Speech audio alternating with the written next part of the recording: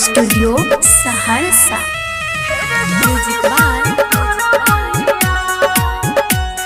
मुकेश शर्मा।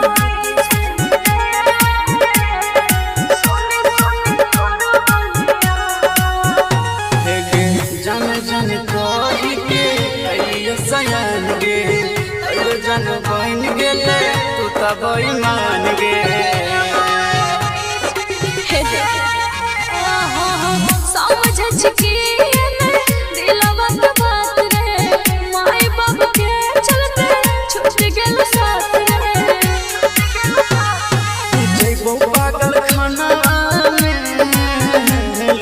पगले कहै छौगे जेबो पागल खाना में लोग पगले कहै छौगे।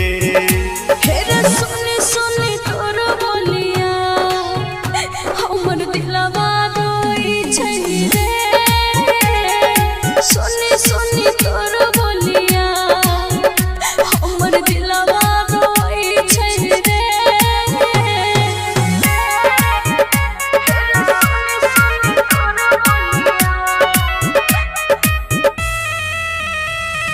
Music by Mukesh Sharma.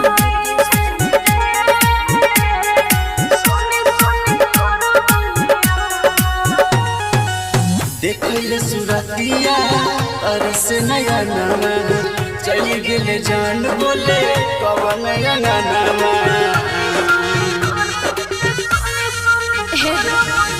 तोरे संग बिताला हमर बचपन रे इतने दिना संग रहो के सन रे।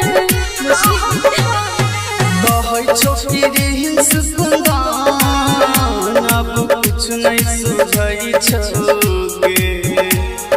कहै छौ कि कहस सचिन अब कुछ नहीं